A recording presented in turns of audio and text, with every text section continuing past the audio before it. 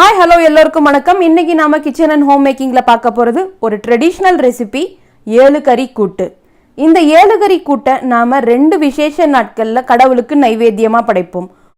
ஒன்று திருவாதிரை அன்னைக்கு நடராஜருக்கு இது நைவேத்தியமா படைப்போம். அதாவது ஆருத்ரா திருவிழான்னு சொல்லுவோம் இல்லையா, அந்த திருவிழாவப்போ நடராஜருக்கு இந்த ஏழுகரி கூட்டை திருவாதிரை களியோட சேர்த்து நம்ம நைவேத்தியமா படைப்போம். இன்னொன்று பொங்கல் திருநாள் அப்போ சூரிய பகவானுக்கு இதை நைவேத்தியமா படைப்போம். 7 கறி கூட்டு, அந்த ரெசிபியோடைய பேருக்கு தகுந்த மாதிரியே 7 காய்கறிகள் சேர்ந்து தான் இன்னைக்கு இந்த கூட்டை செய்ய போகிறோம். இந்த கூட்டு பொங்கல் தினத்தப்போ விவசாயிகள் சூரிய பகவானுக்கு படைக்கும் போது அவங்களுடைய விளைநிலங்களில் விளைஞ்ச காய்கறிகளை வச்சு தான் சூரிய பகவானுக்கு நைவேத்தியமாக படைப்பாங்கன்றனால நம்முடைய நாட்டில் வளர்கிற நாட்டு காய்கறிகள் வச்சு தான் இந்த 7 கறி கூட்டு செய்யணும்ன்று இருக்கு. அதனால சுவாமிக்கு நைவேத்தியமாக படைக்கிற இந்த திருவாதிரை நாளாகட்டும் அல்லது பொங்கல் திருநாளாகட்டும், இந்த 2 தினங்களில் நைவேத்தியமாக படைக்கிறப்போ நாம் நாட்டு காய்கறிகளாகிய சர்க்கரை வள்ளிக்கிழங்கு, சேனக்கிழங்கு, சேப்பக்கிழங்கு, கருணைக்கிழங்கு, வாழைக்காய், வாழைத்தண்டு, வெள்ளை பூசணி, மஞ்சள் பூசணி, பாகற்காய், அவரைக்காய், மொச்சப்பயிறு, இது மாதிரி காய்கறிகள் சேர்த்து நம்ம இந்த 7 கறி கூட்டை செய்யலாம். மற்ற நாட்களில் நம்ம வீடுகளில் செய்யும் பொழுது நம்ம வேற காய்கறிகளும் இதுக்குள்ளே சேர்த்துக்கலாம். வேற காய்கறிகள் இதில் சேர்க்கக்கூடாது, அதாவது நைவேத்திய நாட்களில் சேர்க்கக்கூடாது அப்படின்னு நம்ம பார்த்தோம்னா கேரட், பீன்ஸ், கேபேஜ், காலிஃப்ளவர், இது மாதிரி காய்கறிகளை நைவேத்தியமாக படைக்கிற நாட்களில் சேர்த்துக்க கூடாது. மற்ற நாட்களில் நம்ம வீடுகளில் செய்யும் போது இந்த காய்கறிகளை சேர்த்துக்கலாம். அதே மாதிரி நைவேத்தியமாக இந்த கூட்டு படைக்கிற சமயங்களில் இந்த கூட்டில் வெங்காயம், பூண்டு இந்த 2ம் சேர்த்துக்க மாட்டாங்க. மற்ற நாட்களில் நம்ம வீடுகளில் இருக்கும்போது செய்யும் சமயத்தில் பூண்டு, வெங்காயம் இதை சேர்த்துக்கலாம். இப்போ இந்த 7 கறி கூட்டை எப்படி செய்யணும், அதுக்கு தேவையான பொருட்கள் என்னன்னு பார்ப்போம். 7 காய்கறிகள். நான் இன்னைக்கு அவரைக்காய், மஞ்சள் பூசணிக்காய், சேனைக்கிழங்கு, வாழைக்காய், வாழைத்தண்டு, சௌச்சௌ, கத்தரிக்காய் எடுத்திருக்கேன். நீங்கள் உங்களுக்கு விருப்பப்பட்ட காய்கறிகள் எடுத்துக்கலாம்.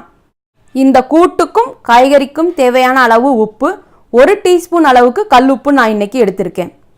எண்ணெய் 2 டீஸ்பூன், கடுகு 3/4 டீஸ்பூன், கருவேப்பிலை 2 ஆர்க்கு எடுத்திருக்கேன்.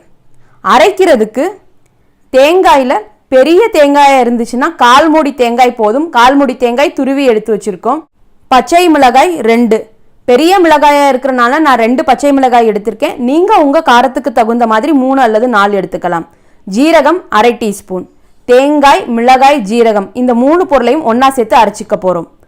கூட்டுக்கு தேவையான அளவுக்கு துவரம்பருப்பு 1/2 வீசம் எடுத்திருக்கோம்.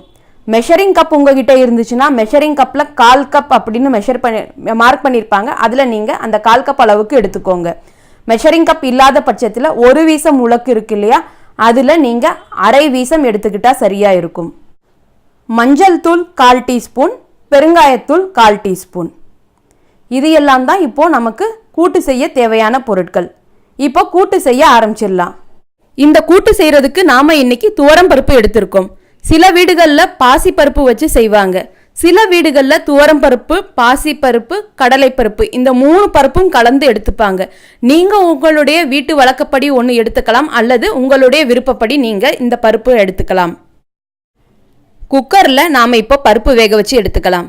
குக்கரில் துவரம்பருப்பு, மஞ்சள் தூள், பெருங்காயத்தூள் இந்த 3 பொருளும் சேர்த்து பருப்பு வேக வைக்கிறதுக்கு ஒரு பெரிய கிளாஸ் தண்ணி, அதாவது 400 ml அளவுக்கு தண்ணி நான் இன்னைக்கு சேர்த்துக்கிறேன். குக்கரை இப்போ மூடி போட்டு ஸ்டவ்வில் வச்சு ஃப்ளேமை ஆன் பண்ணிக்கலாம். ஹை ஃப்ளேமில் ஒரு 4 அல்லது 5 விசில் வர்ற வரைக்கும் பருப்பை வேக வச்சு எடுத்துக்கலாம். பருப்பு நல்லா மசிகிற அளவுக்கு நீங்கள் வேக வச்சு எடுத்துக்கோங்க. பருப்பு வேகிற இந்த சமயத்தில் நம்ம அரைக்க வேண்டிய ஜீரகம், தேங்காய், பச்சை மிளகாய் இந்த 3 பொருளையுமே மிக்சி ஜாரில் சேர்த்து கொஞ்சமாக தண்ணி சேர்த்து நல்லா பேஸ்ட் மாதிரி அரைச்சி எடுத்துக்கணும். இப்போ இதை மிக்சி ஜாரில் நம்ம சேர்த்து அரைச்சி எடுத்துக்கலாம். இந்த 3 பொருளையும் மிக்சி ஜாரில் சேர்த்து கொஞ்சமாக தண்ணி சேர்த்து நல்லா பேஸ்ட் மாதிரி அரைச்சி எடுத்தாச்சு. இது மாதிரி ஸ்மூத் பேஸ்ட்டாக அரைச்சி எடுத்துக்கணும். 5 விசில் ஹை ஃப்ளேமில் வேக வச்சதும் பருப்பு நல்லா மசிஞ்சிடுச்சு. அங்கங்கே பருப்பு 1-2 தெரிஞ்சாலும் நீங்கள் அதை கரண்டியை வச்சு அழுத்தினாலே அந்த பருப்பும் நல்லா மசிஞ்சிடும். இந்த மாதிரி நல்லா பருப்பே தெரியாத அளவுக்கு நல்லா ஸ்மூத்தாக பருப்பை வேக வச்சு எடுத்துக்கணும். நாம் கட் பண்ணி வச்சிருக்க காய்கறிகளையும் இப்போ இந்த பருப்போடு சேர்த்துடலாம்.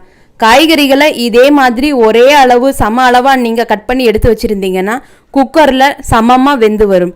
ஒன்றும் பெருசும் அல்லது சிறுசுமா நீங்கள் காய்கறிகள் கட் பண்ணிங்கன்னா ஒரு காய்கறி மசிஞ்சு வந்துடும், ஒரு காய்கறி வேகாமல் இருக்கும். அதனால் எல்லா காய்கறிகளையும் சம அளவில் நீங்கள் கட் பண்ணி எடுத்துக்கோங்க. இந்த காய்கறிகளையும் இப்போ குக்கரில் இருக்கிற பருப்போடு சேர்த்து நாம் இந்த காய்கறிகள் வேகிறதுக்காக 200 ml அளவுக்கு தண்ணி சேர்த்துக்க போகிறோம். எங்கள் வீட்டில் காய்கறி கூட்டு கொஞ்சம் தண்ணியாக சாப்பிட்டு தான் பழக்கம்ன்றனால நான் 200 ml அளவுக்கு தண்ணி சேர்த்துக்கிறேன். உங்களுக்கு கூட்டு கெட்டியாக வேணும்னா நீங்கள் 150 ml அளவுக்கு தண்ணி சேர்த்தா போதும். இப்போது இந்த பருப்புக்கும் காய்க்கும் சேர்ந்த அளவுக்கான உப்பை நாம் இப்போவே சேர்த்துடலாம். இப்போ இந்த உப்பு, காய்கறி, பருப்பு எல்லாத்தையும் நல்லா கலந்து விட்டுட்டு குக்கரை மூடி போட்டு ஸ்டவ்வில் வச்சு ஃப்ளேம் ஆன் பண்ணிக்கலாம். இப்போது ஹை ஃப்ளேமில் சரியாக 2 விசில் வேக வச்சாலே போதுமான அளவாக இருக்கும். 2 விசில் வேக வச்சாலே காய்கறிகள் எல்லாமே சம அளவில் வெந்திருக்கும். 2 விசிலுக்கு நீங்கள் மேலே வேக வச்சிங்கன்னா காய்கறிகள் குழஞ்சிரும்ன்றனால கரெக்டாக 2 விசில் வேக வச்சு எடுத்துக்கோங்க. ஹை ஃப்ளேமில் 2 விசில் வெந்ததுக்கப்புறம் காய்கறிகள் குழையாமல் சரியான பதத்தில் வெந்து வந்திருக்கு. இப்போ இதோட நாம் அரைச்சி எடுத்து வச்சிருக்க தேங்காய், பச்சை மிளகாய், ஜீரக கலவையும் இதோட சேர்ந்து கலந்துடலாம். அரைச்சி சேர்த்த இந்த விழுதை பருப்போடையும் காய்கறிகளோடையும் நல்லா கலந்து விட்டுட்டு ஸ்டவ்வில் மறுபடியும் குக்கரை வச்சு சிம் ஃப்ளேமில் ஒரு 5 நிமிஷம் தேங்காயுடைய பச்சை வாசனை போகிற வரைக்கும் இதை வேக வச்சு எடுத்துக்கலாம். நைவேத்தியமாக படைக்கிற நாட்களில் கூட்டில் புளித்தண்ணி சேர்க்க மாட்டாங்கன்றனால நான் இப்போ சேர்க்கலை. நீங்கள் வீடுகளுக்காக தயார் பண்ணுறதா இருந்தால் புளித்தண்ணியை இந்த சமயத்தில் சேர்த்துக்கலாம். அதே மாதிரி உப்பும் இந்த சமயத்தில் செக் பண்ணி பார்த்துக்கோங்க. பருப்பு உங்களுக்கு தெரியாமல் தண்ணியாக நீர்த்து போயிடுச்சுன்னா நீங்கள் 1 ஸ்பூன் அளவுக்கு அரிசி மாவை தண்ணியில் கரைச்சி நீங்கள் இந்த கூட்டில் சேர்த்திங்கன்னா அந்த தண்ணியாக இருக்கிறது நல்லா கெட்டியாகி வந்துடும். இப்போ 5 நிமிஷம் நம்ம சிம் ஃப்ளேமில் வேக வச்சு எடுத்ததுக்கப்புறம் காய்கறி கூட்டு நல்லா கெட்டியாக வந்துடுச்சு. நாம் இப்போ ஃப்ளேமை ஆஃப் பண்ணிடலாம். இப்போது இந்த கூட்டில் தாளித்து சேர்க்கறதுக்காக ஒரு பேனை ஸ்டவ்வில் வச்சு ஃப்ளேம் ஆன் பண்ணிக்கலாம். பேன் நல்லா சூடானதும் நாம் எடுத்து வச்சுருக்க எண்ணெயை இப்போ சேர்த்துடலாம். எண்ணெய் நல்லா சூடானதும் தாளிக்க எடுத்து வச்சுருக்க கடுகு சேர்த்துடலாம். கடுகு நல்லா வெடித்ததுக்கப்புறம் கருவேப்பிலை இலையை சேர்த்து ஃப்ளேமை ஆஃப் பண்ணிடலாம். கடுகும் கருவேப்பிலையும் நல்லா பொரிஞ்சு வந்துடுச்சு. நாம் ஃப்ளேமை ஆஃப் பண்ணிடலாம். இப்போது இந்த தாளித்த பொருளை நாம் எடுத்து வச்சுருக்க காய்கறி கூட்டில் சேர்த்துடலாம். நம்முடைய பாரம்பரியமான சுவையான 7 கறி கூட்டு ரெடி ஆயிடுச்சு. இந்த 7 கறி கூட்டை திருவாதிரை அன்னைக்கும் பொங்கல் அன்னைக்கும் நீங்கள் வீட்டில் செஞ்சு சுவாமிக்கு நைவேத்தியமாக படைக்கலாம். திருவாதிரை திருவிழா இந்த வருடம், அதாவது 2018ஆம் வருடம் டிசம்பர் 23ஆம் தேதி அன்று வருகிறது. அன்னைக்கு நீங்கள் இந்த கூட்டை செஞ்சு சுவாமிக்கு நைவேத்தியமாக படைக்கலாம். இந்த கூட்டு மற்ற நாட்களையும் நம்மளுடைய வீடுகளில் செய்யும் பொழுது குழந்தைங்களுக்கு 7 காய்கறிகளும் சேர்ந்து ஒரே கூட்டில் வரும் பொழுது குழந்தைங்களுக்கு ரொம்ப நல்ல ஹெல்த்தியான உணவாக இருக்கும்ன்றனால நம்ம வீடுகளில் சாதாரணமான நாட்களில் கூட இந்த காய்கறி கூட்டை செஞ்சு சாப்பிடலாம். இந்த கூட்டு சாதத்தில் கலந்து சாப்பிடவும் ரொம்ப நல்லா இருக்கும். இந்த ரெசிபியை நீங்களும் உங்களுடைய வீட்டில் ட்ரை பண்ணி பார்த்துட்டு உங்களுடைய ஃபீட்பேக்ஸை கமெண்ட் செக்ஷனில் போஸ்ட் பண்ணுங்கள். இந்த வீடியோ உங்களுக்கு பிடிச்சிருந்தா வீடியோவை லைக் அண்ட் ஷேர் பண்ணுங்கள். மறக்காமல் சேனலை சப்ஸ்கிரைப் பண்ணுங்கள். தேங்க்யூ, பாய்.